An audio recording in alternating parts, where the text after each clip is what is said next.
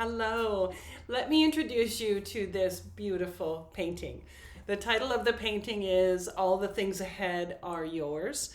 I don't have the size, 22 by 28 oil on canvas and framed in a solid hemlock frame. So it's ready to hang. It's just so good.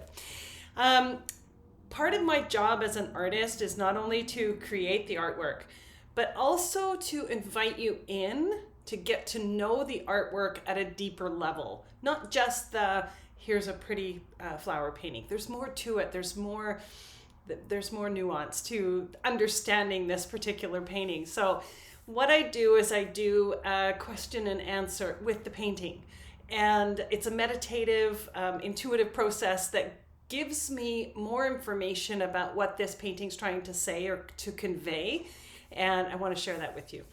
So the first question is, why did you call me over? What did you want to say? So this particular rose is located behind the fence of a little cottage on the beach where I live. Now, most people walk on the promenade, which is on the ocean side, and there is a sidewalk, but you kind of have to walk across the street to come over to the residential side, and it's not the most common place for people to walk. So this flower, when we arrived, we were headed for the beach promenade, not for the sidewalk. And this flower just drew me in. I had to cross the street and come closer and take another look. So why did you call me over? What do you want to say? Oh my gosh, I knew you would see me. You are special, CL. And I'm saying my name, but I'm meaning you too. Because the reason you're here to meet this painting is you have something to learn and something to be revealed because of this dialogue. It's about you as well, okay? You have a perception about things which is really rare. You don't have a stable relationship with that perception just yet. I called you over because I needed to meet you and you needed to meet me. Have you ever had that moment where you perceive something and it doesn't seem rational? It's kind of like an intuitive hit and you just know, like, that's the circumstance. It may not be spoken, but you understand that there's kind of a hidden meaning behind it. You've often taken that hidden meaning and kind of whisked it away, like, oh, that's just me. I'm just, that might not be true. Or, we kind of diminish the intuitive hits that we get. And in reality, often those intuitive hits are correct. So our perception, the things that we perceive to be true are often true. And so I want to just highlight that sometimes you might be grappling with that perception as well, much like I do, that there's a place where, is that really true? Like, can I really? But in reality, we can trust our intuition and we can trust our perception of things to inform us when we're making decisions. So that might pertain to you as well. So the second question, I've painted you. I've brought you into reality on the canvas. Why? Why did you need me to do that? Like, why did this particular flower need to be painted? And just to be totally honest, I take thousands of paintings or pictures of flowers. Not all of them make them into paintings.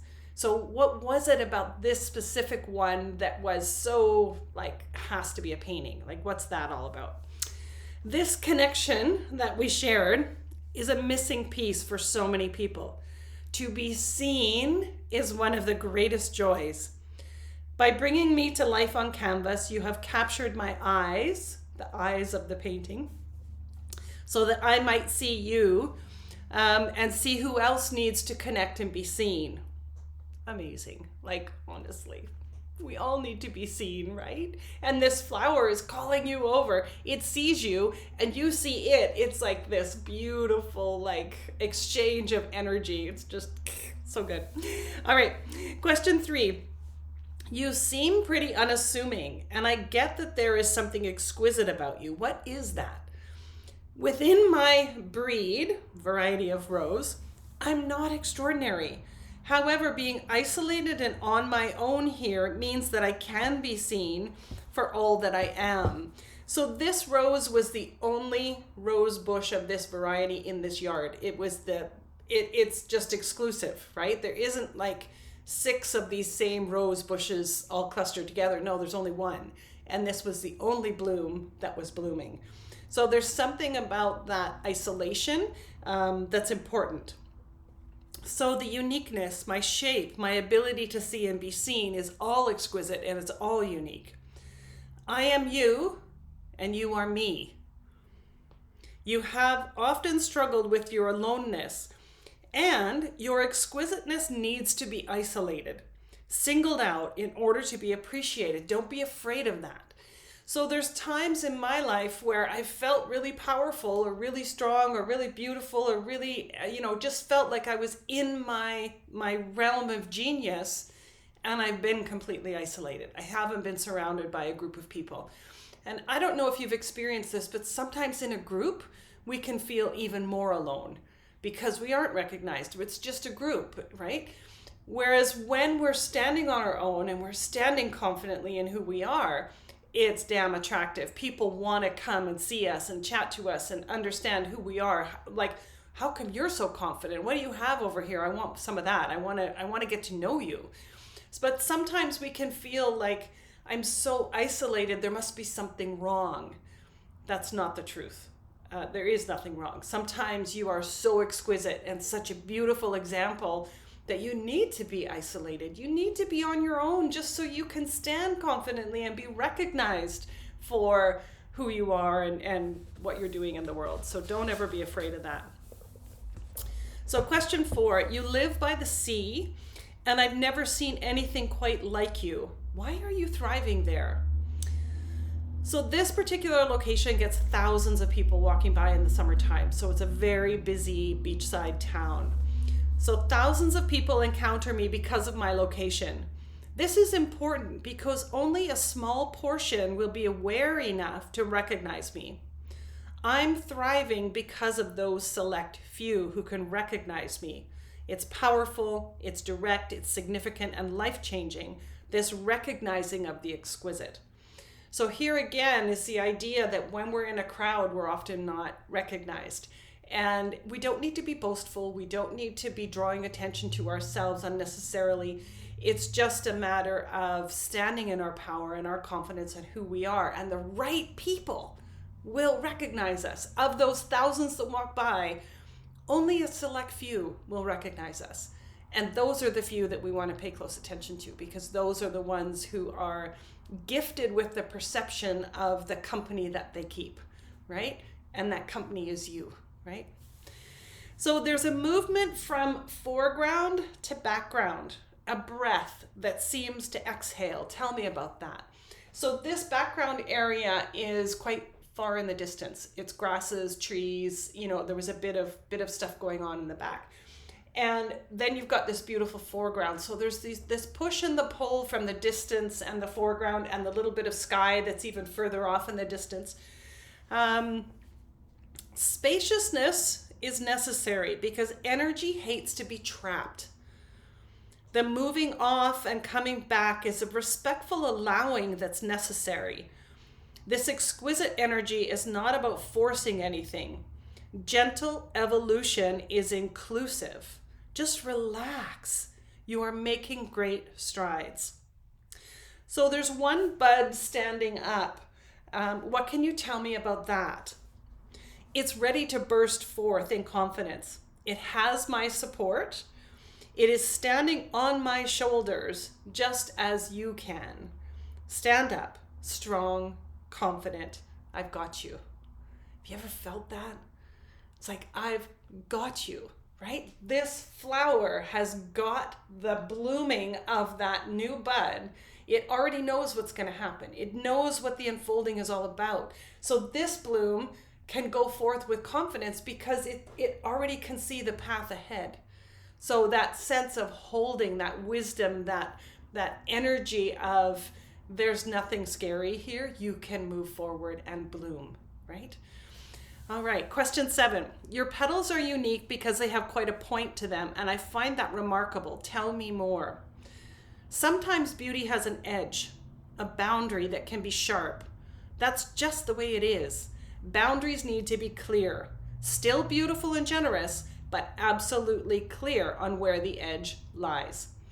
Not all petals have this sharp edge to them. Some of them are soft and they sort of, bend and float into the next petal. No, this one was, it was like very defined, very sharp. You can see even in here, that lovely little curve is very distinct. There's nothing ambiguous about it. It's just, there is the edge. And it's important for us to recognize we also have that edge. And sometimes we get a little soft and wishy-washy with that edge that never serves us. We have to hold that firm boundary, that hard edge, still generous and kind to invite people in, but our edge is right here. We're not going past that edge. And there's a fierceness to knowing that's it. That's the edge. And this flower reminds us that sometimes beauty has an edge, right? It has a sharpness and a digging in and like that's it. And that's a firm reminder that when you hold an edge in your life, that's your edge. And that is totally cool and totally appropriate. And you get to set that edge, right? You don't have to make any justification of why that edge is there. It just is. That's just how it is. So that confidence, love it. So where is your center? I still can't see it. So the center of this particular rose hasn't opened yet. I'm not entirely sure where it is. It could be in underneath this petal, or it could be in there. I'm not entirely sure, but it hasn't fully opened yet. My center has yet to be revealed. It's still unfolding. You've caught me before my vulnerability has fully matured, and yet I'm already exquisite. The goal is not to reach that full expression. It's to be all of your exquisite self while you're on your way to that full expression.